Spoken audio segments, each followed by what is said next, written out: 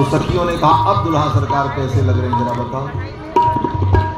देख लंबी अब जान कैसे लागे सखी, देख लंबी अब जान कैसे लागे सखी, जैसे बंधन से छोटी आज भागे सखी, जैसे बंधन से छोटी आज भागे सखी, पद धीरे कैसे दुल्हा करते सखी, पद धीरे कैसे दुल्हा करते सखी, चले धीरे जैसे कोलों के बरते सखी, चले धीरे जैसे कोलों के बरते सखी।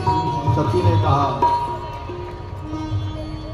अब देख लंबी चाल कैसे लागे है सखी, ये लंबी चाल चल रहे हैं कैसा लग रहा है। तो एक सखी ने कहा कि जैसे बंधन से छूटी अज भागे है। अज माने बकरा, जैसे बकरे को बांध करके रखो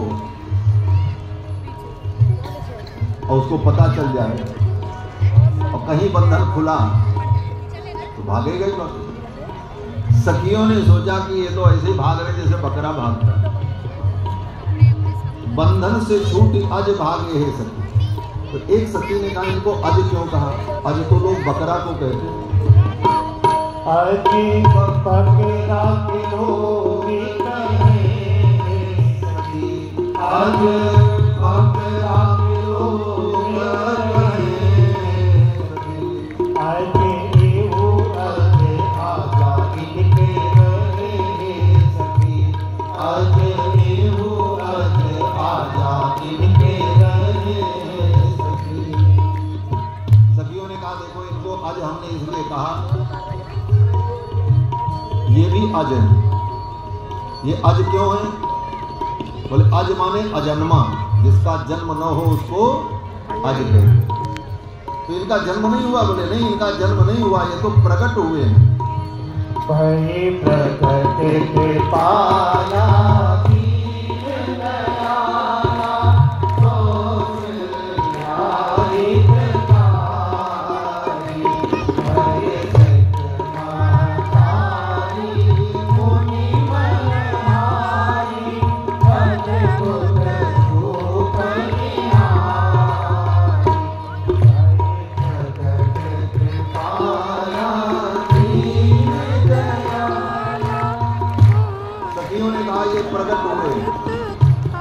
जन्म नहीं हुआ और जिसका जन्म न हो उसको कहते हैं अज। तो ये तो अज है। और दूसरी बात, अज के खानदान में पैदा भरे हैं इसलिए भी अज है। जैसे ब्राह्मण के खानदान में जो पैदा हो ब्राह्मण, क्षत्रिय के वंश में पैदा हो क्षत्रिय, तो ये तो अज के खानदान में पैदा हुए। कौन थे अज? तो सखियों ने कहा इनके जो आजा थे उनका नाम था अज।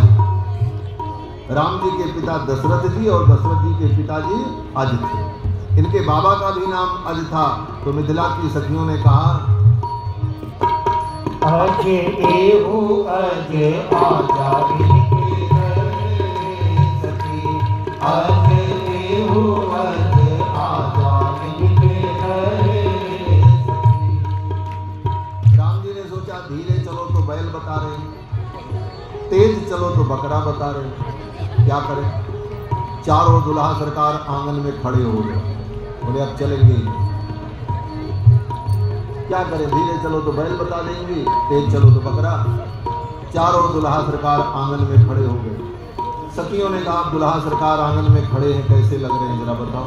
कैसे लागे अब आंगना में खड़े हैं सखी, कैसे लागे अब आंगना में खड़े हैं सखी, कैसे लागे अब आंगना में खड़े हैं सखी, कैसे लागे अब आंगना में खड़े हैं सखी।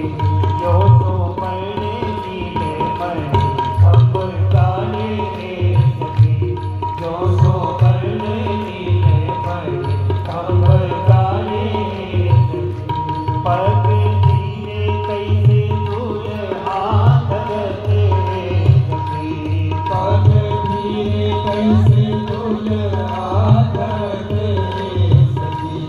कैसे लागे अब अंग नाम ठाणे सखी, कैसे लागे अब अंग नाम ठाणे सखी।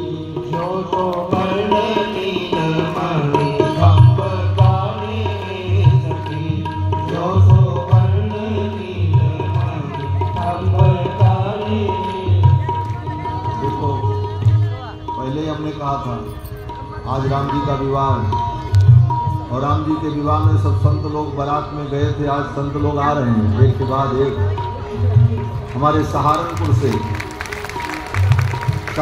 जनपद से श्री आचार्य पंडित कृष्णात्रेय जी जो कि हमारे शिष्य हैं, दीक्षित शिष्य हैं, और आपने वहाँ पर सहारनपुर में खूब वैष्णवता का प्रचार, धर्म का प्रचार और बड़े बड़े यज्ञ, एक साथ 51 कन्याओं का विवाह, कन्यादान, दहेज के सहित बड़े धूमधाम, बड़ा परमार्थ का कार्य आपका है। और कल ही आपका फोन आया था, परसों, कि महाराज जी हम आ रहे हैं, पे जरूर पधारो। और संजोग देखो आज ब्याह के दिन पधारो, राम जी के ब्याह में सम्मिलित। जो सौभाग्यशाली होगा वही राम जी के ब्याह की भांवर देखेगा। हाँ समझ लो, अभी तो भांवरी हुई ही नहीं, अभी तो फेरे होने बाकी है ना। और राम जी के फेरे को अगर देख लिया तो संसार के फेरे से तुमको मुक्ति मिल जाएगी। और राम जी का फेरा नहीं देखा, राम जी के फेरे की कथा नहीं सुनी तो ऐसे जीवन भर फेरे लगाते रह जाओगे महाराज, चली गई ये फेरा छूटने वाला है। बोलो श्री सीतारामचंद्र भगवान की। दुल्हा सरकार आंगन में खड़े हो गए। सखियों ने कहा आप कैसे लग रहे हैं? एक सखी ने कहा लगता है जैसे 4 खंभे गाड़ दिए गए। खंभा जैसे हिलता डुलता नहीं, ऐसे जो 4 खड़े। कैसे खंभे? बोले ज्यों सुवर्ण नीलमणि खंभ गाड़े हुए, जैसे 2 खंभे सोने के हों और 2 खंभे नीलमणि के हों। श्री भरत जी श्री राम जी नीलमणि के खंभे के समान और लक्ष्मण जी शत्रुघ्न जी स्वर्ण के स्तंभ के समान। एक सखी ने कहा सरकार अब तो बस इतनी कमी है, 4 खंभे खड़े हैं, ऊपर से मंडप बनाने की जरूरत है बस। एक सखी ने कहा देखो खंभा तो जड़ है और दुल्हा चेतन है। चेतन की उपमा चेतन से, जड़ की उपमा जड़ से दिया जाए ये तो ठीक है, लेकिन एक चेतन के लिए जड़ की उपमा ये तो साहित्य में दोष हो जाएगा। मिथिला की सखियों ने कहा लौकिक साहित्य के लिए ये दोष होगा, इनके लिए दोष नहीं है। क्यों? बोले ये जड़ के अंदर भी है, चेतन के अंदर भी है, जड़ चेतन सब में इनकी व्याप्ति है। ये राम है, ये कण कण में रमण करते हैं, इसलिए इनके लिए चाहे जड़ से उपमा दो चाहे चेतन से उपमा दो, कोई आपत्ति नहीं। खंभे जड़े किंदो दुल्हा चैतन्य रे सखी, खंभे जड़े किंदो दुल्हा चैतन्य रे सखी। जड़ चेतन में राम नहीं अन्य रे सखी, जड़ चेतन में राम नहीं अन्य रे सखी। पग दिए कैसे दुल्हा रे सखी, पग दिए कैसे दुल्हा रे सखी। चले दिए कैसे गोरू के बरद रे सखी, चले दिए कैसे गोरू के बरद रे सखी, चले दिए कैसे गोरू के बरद रे सखी, चले दिए कैसे गोरू के बरद रे सखी। सखियों ने कहा खंभा जड़ किंतु दुल्हा चैतन्य है सखी। तो दूसरी सखी ने कहा जड़ चेतन में राम नहीं अन्य है सखी। जड़ और चेतन सब सरकार को रिझाते हुए, दुलराते हुए, मनोविनोद करते हुए सखियां लेकर के मंडप में आई। यही विधि राम मंडप ही मंडप ही आए।